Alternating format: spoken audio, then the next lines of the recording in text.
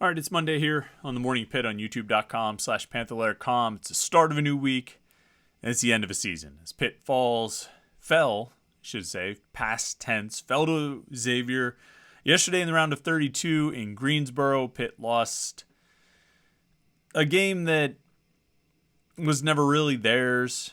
They battled early on, gave Xavier a game early on, but eventually Xavier's offense was too much. They pulled away, and Pitt could never really score enough to keep up.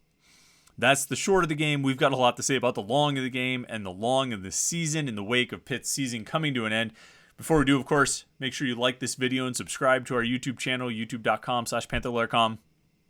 If you subscribe, you will never miss any of the videos we post at youtube.com/Panther-Lair.com, whether it's our post-game press conferences or spring football videos or the Morning Pitt videos like we do here every day, Monday through Friday, or when we go live on Wednesday night for our live stream or post-game shows, although we won't have any post-game shows for any time soon. But we have our live Wednesday night live stream that we do every week at 8:30 on Wednesday nights. You want to make sure you don't miss that.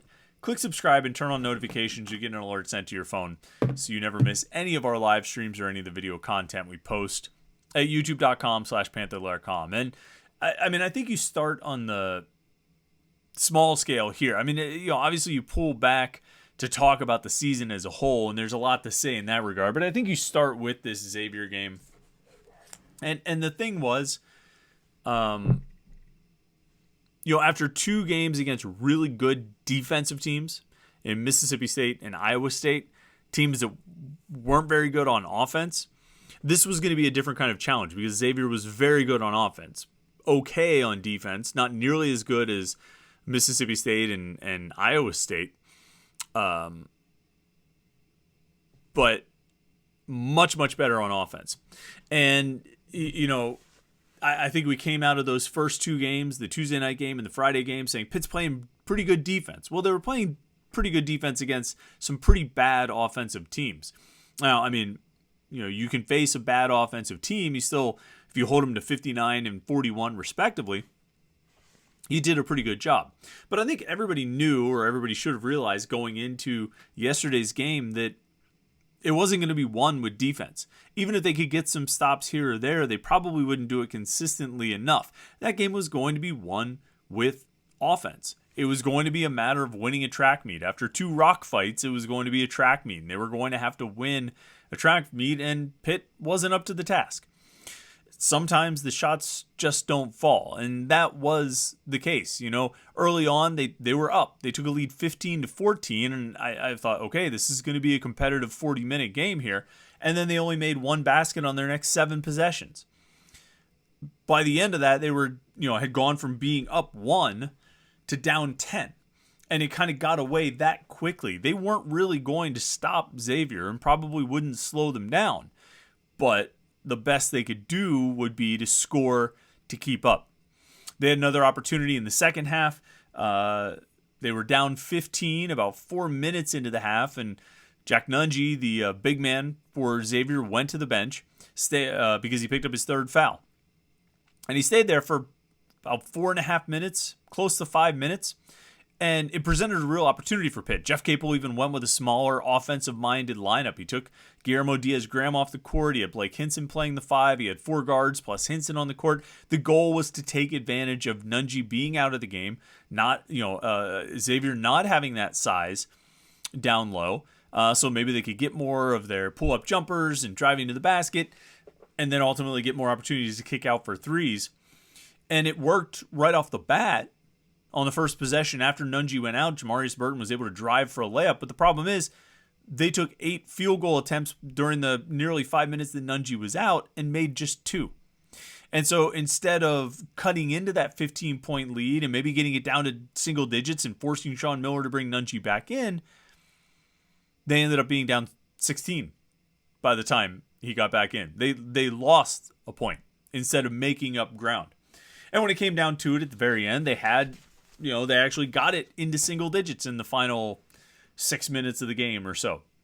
Xavier didn't make a field goal in the final 7 minutes of the game. Maybe that was improved defense. Maybe Xavier's offense just leveled off. But Pitt was never able to capitalize. And I talked about this yesterday on the post-game show, and this is a shot that, or a non-shot that'll live in my mind for quite some time. Just under the 3-minute mark, really, Pitt was on a run. They were down 20 with 7:20 left to play, 74-54. And they went on a 10-0 run, leading over the next 4 minutes or so, capped by Jamarius Burton converting an and one. They made it 74-64. And just as they got down to the 2-minute mark, they got a defensive rebound. They came back up. Blake Hinson missed the three, but Guillermo Diaz-Graham grabbed the offensive rebound. It kind of rolled out of his hands to Burton. And right there on the wing, right in front of Pitt's bench, was Greg Elliott standing all by himself. And Burton was standing either in the lane or just out of the lane. And Elliott should have been right in front of him for his view. But Burton didn't see him. And he tried to throw a pass to Nelly Cummings. Pass ends up getting intercepted. Pitt commits a foul. And instead of turning a 74-64 game into 74-67, Xavier hits 2 free throws, and now it's a 12-point game with about 2 minutes left to play, as opposed to maybe a 7-point game. Because it was a wide open look for Greg Elliott. He's the guy you want taking that shot. Just a missed opportunity. And in a game like this, where Xavier's offense probably wasn't going to slow down too much, aside from the final 7 minutes where they really did, you couldn't afford to miss opportunities like that. And they'd staked Xavier such a big lead early on that they couldn't afford. They had to be, if not perfect, they had to be pretty close to it. I said, and I felt going into this game, that Pitt needed to be, if their offense was going to keep up with and eventually outscore Xavier, they were going to have to be a little bit better than their season average. They couldn't play to sort of the average level they had established this season. They had to have a very good offensive game. And they didn't do that. Some of it was playing poorly. Some of it was bad decisions. Some of it was shots that typically go down, just didn't go down.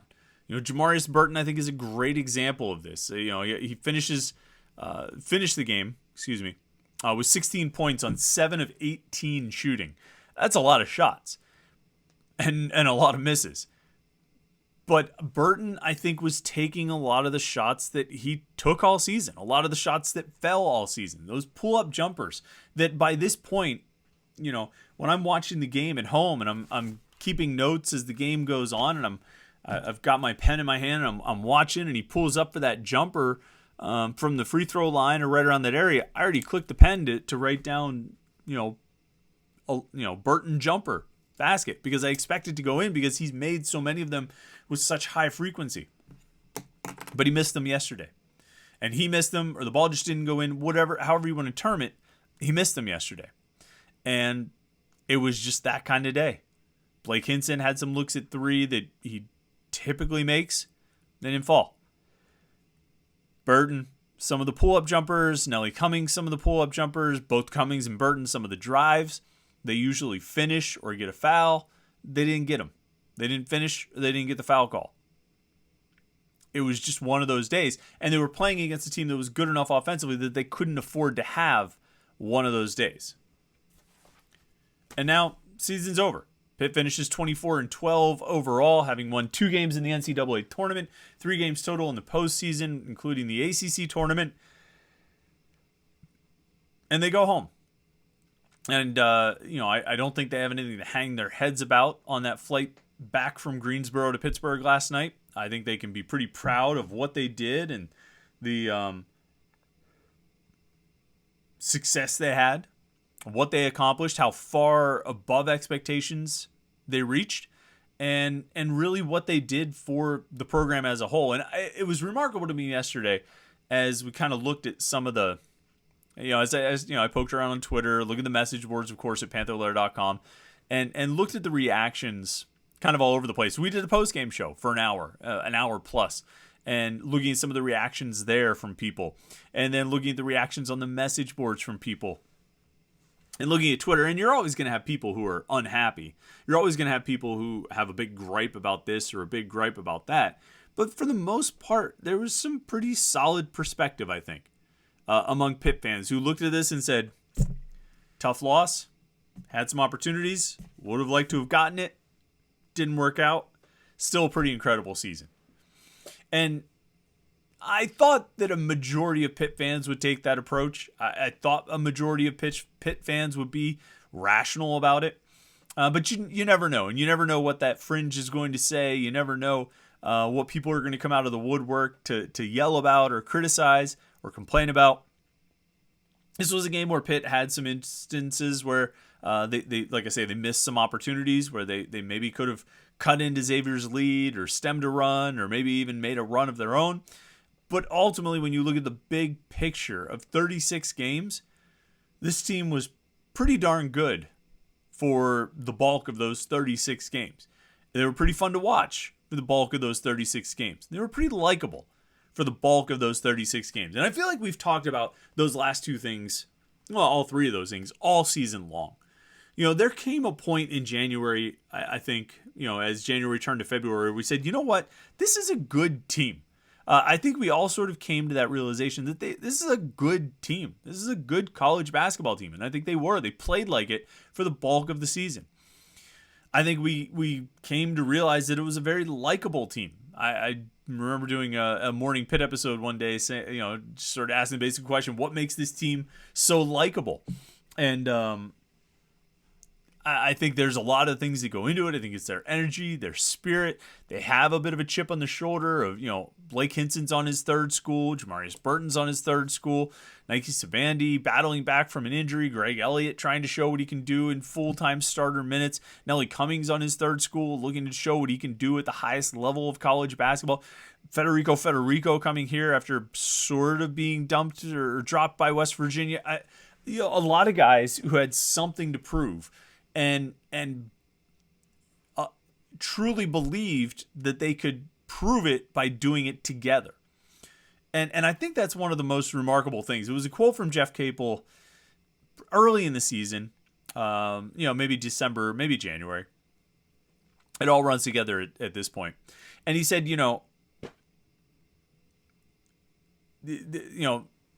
when it comes to individual glory, these players seem to understand that if the team has success, if there's team glory, it'll trickle down to individual glory, and glory for the individual players, success for the individual players. But that your best chance at individual success and individual glory is going out and winning as a team, helping the team succeed. And it really did seem to drive and motivate these players all season long. I mean, they were committed to winning with the team. There are very few times where you felt like one guy was trying to just get his. One guy was just trying to get his points, regardless of what it meant for the team in that particular game. These guys played together as well as any Pitt team we've seen since Jamie Dixon. And they had the most success of any Pitt team we've seen since Jamie Dixon. And probably not even Jamie Dixon's last year, the 15-16 season. Probably going back into 13-14. Close to 10 years. This is the best Pitt basketball season in close to 10 years. And a big part of it, beyond the success, beyond the wins and where they played, the position they put themselves in and being ranked and top of the ACC and all this stuff, it was fun again. It was fun again. And I brought this up 2 weeks ago probably as we were going back and forth about that, the discussion of whether the season was a success or if it'd be a disappointment if they missed the NCAA tournament. And I said, look, this season Pitt basketball was fun again. People looked forward to Pitt basketball games. People got excited when Pitt basketball was playing again. And that in and of itself made the season a success. It was a giant leap forward from where the program has been, where the program was last year, certainly, and really where the program has been for the last 6 years. A giant leap forward. They won 20 games for the first time in 7 years. They made the NCAA tournament for the first time in 7 years. They were in contention at the top of the ACC up until the final week of the regular season, the final game of the regular season, for the first time in ever. They beat a team, a seed line upset in the NCAA tournament for just the third time ever. And they've never had an upset as big as an 11 beating a 6, a 5-line upset. They've never done that. That was the biggest upset in school history by seed line in NCAA tournament for Pitt history. This team accomplished so much this year. And I think that's probably why there was maybe, some extra perspective and rational thought in the wake of yesterday's game. They ran into a better team, and that better team played like a better team, and Pitt wasn't able to, pull a rabbit out of its hat and, get lucky a little bit. But it doesn't take away from what they accomplished this season, which is remarkable. And I have to say, as we talk about the NCAA tournament run, I brought these stats up in a couple different places because it's just remarkable to me. But Guillermo Diaz-Graham, 3 games as Pitt's starting center here, with Federico, a game-time decision, or not playing at all. He played a minute today. Guillermo Diaz-Graham, 3 games, 23 points, 21 rebounds, 8 blocks, 1 turnover, 4 steals. On average, in these 3 NCAA tournament games, Guillermo Diaz-Graham went for 7.7 points per game, 7 rebounds per game, and 2.7 blocks per game. Again, with only 1 turnover and 4 steals. In the last 2 games, the Iowa State game and the Xavier game, he averaged 10 points per game and 8 rebounds per game and 3 blocks per game. And so as you look at, and obviously we're going to spend a lot of time about looking forward and what does the future hold and, what's the next season going to be like. I mean, you've got building blocks in Guillermo Diaz-Graham and Federico at your center position. You've got building blocks there that I think you really can count on to be, I think you know what they're going to be. And I think you can count on them and rely on them to fill those roles. And I think you feel good about the center position heading into next season based on what Federico did for the bulk of the regular season this year, and what Guillermo Diaz-Graham did in the final 3 games, the NCAA tournament games. Because, he put up these numbers, 7.7 points, 7 rebounds, 2.7 blocks, while playing against some pretty good centers. Tolu Smith from Mississippi State, Jack Nunge from Xavier. He played against some good competition. Iowa State wasn't as strong in the front court, and he goes for 9, 8, and 3 blocks. He had a really good tournament. And I think a really encouraging tournament. He wasn't perfect. He still got pushed around a lot. Xavier was able to get a whole lot of points in the paint. I think 42 they ended up with. So basically half their scoring came in the paint. They were dominant down there. And some of that's on Guillermo. Some of that's on how Pitt tried to play defensively in a lot of different situations. But it's hard. I think you'd be hard-pressed to find many Pitt fans who watched the NCAA tournament this year and didn't come away encouraged by the play of Guillermo Diaz-Graham. I think you'd also be hard-pressed to find many Pitt fans who watched this season and didn't come away feeling pretty grateful for Jamarius Burton, Nellie Cummings, Nike Sabandi, and Greg Elliott. Pitt's 4 seniors this year were outstanding. And Burton and Cummings in particular, this season doesn't happen the way it happened without them. And Greg Elliott played a big role in it too. And Nike Sabandi was the 6th man of the year. Like, those guys were crucial. Burton was the MVP. I've said Blake Hinson is was the X factor for this team. Nellie Cummings as the point guard really did run the show, and I think stepped up with some big performances in the NCAA tournament. Not so much yesterday, but the first 2 games, I think he played well for Pitt. And Sabandi coming off the bench, Elliott with the 3s he hit this season. He didn't do as much in the postseason. He had the Georgia Tech game in the ACC tournament, but didn't really do much in the 4 games after that. But he was a big part of the success throughout the season. I mean, those seniors really, I mean, they made, they left a legacy. That's the word I'm looking for. They created a legacy. And if this program continues to build year after year, if Jeff Capel is able to build from this year's success, bring in a couple of good transfers to complement the recruits that they have, they should have another good team next year that can win games. If Capel is able to build from this season's success, then those 4 seniors are truly cementing their legacy. That will cement their legacy because they started it. They got it going, and it should keep rolling from here. So credit to those guys. Credit to Blake Hinson. Credit to the twins and Federico. There are a lot of guys that worked together to make this season happen, and it ended up being best Pitt season in almost 10 years. So it's unfortunate to see the season end, but it doesn't take anything away from the season that was and the success that they had. And now we're in the offseason. We'll spend a lot of time talking about these players and talking about who did what and who's going where and what they need and what they're going to bring in and what they'll look like. We'll also talk about spring football a lot.